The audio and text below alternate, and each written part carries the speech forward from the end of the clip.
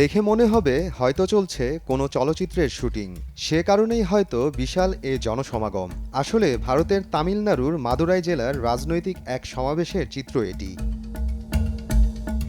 বৃহস্পতিবার দক্ষিণী সিনেমার সুপারস্টার থালাপতি বিজয়ের রাজনৈতিক দল তামিলাগা ভেট্রি কাজাগমের দ্বিতীয় রাজ্য সম্মেলন করা হয়। সেই সম্মেলনেই দেখা যায় ভক্ত অনুসারীদের উপচে পড়া ভিড়।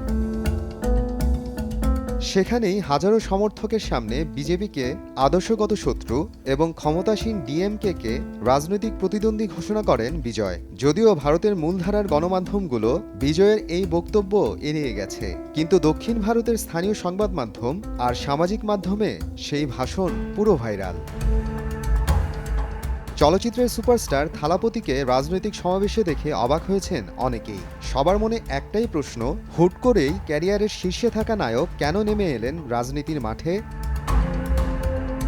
ভারতীয় গণমাধ্যম থেকে জানা যায়, দীর্ঘদিন ধরেই রাজনৈতিক দল গড়ার জন্য কাজ করছিলেন বিজয়। এমনকি সেই 2009 সাল থেকেই বিজয়ের ভক্তরা কল্যাণ সমিতি গড়ে সামাজিক কার্যক্রম শুরু করে। 2011 সালে তামিলনাড়ুর বিধানসভা নির্বাচনে বিজয়ের মুখ্যমন্ত্রী জয়ললিতাকেও সমর্থন দেয় সেই সমিতি। 2021 সালের অক্টোবরে তামিলনাড়ুর স্থানীয় সরকার নির্বাচনে অংশ নেয় তারা। পরবর্তীতে 2024 সালের ফেব্রুয়ারিতে রাজনৈতিক দল গঠনের ঘোষণা দেন বিজয়। একই সঙ্গে অভিনয় ছাড়ারও ঘোষণা দেন।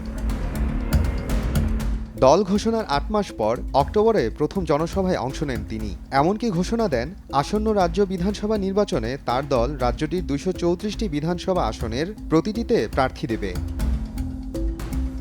1974 সালের 22 জুন ভারতের চেন্নাইয়ে জন্ম নেন জোসেফ বিজয় চন্দ্রশেখর। তার বাবা প্রখ্যাত চলচ্চিত্র পরিচালক ও অভিনেতা এস এ চন্দ্রশেখর। শিশুশিল্পী হিসেবে চলচ্চিত্রে বিজয়ের অভিষেক হয়। পরবর্তীতে নায়ক হিসেবে তামিল ভাষার ভেট্রি চলচ্চিত্রে অভিনয় করেন তিনি। বিজয়কে তামিল ইন্ডাস্ট্রির হিট মেশিন বলা হয়। তার অভিনীত থেরি, মাস্টার, বিস্ট, লিও, ভারিসু ভেঙেছে একের পর এক রেকর্ড। তাই ভক্তরা তাকে ডাকেন থালাপতি নামে, যার অর্থ সেনাপতি। মোহাম্মদ আফরানুল ইসলাম, সময় সংবাদ।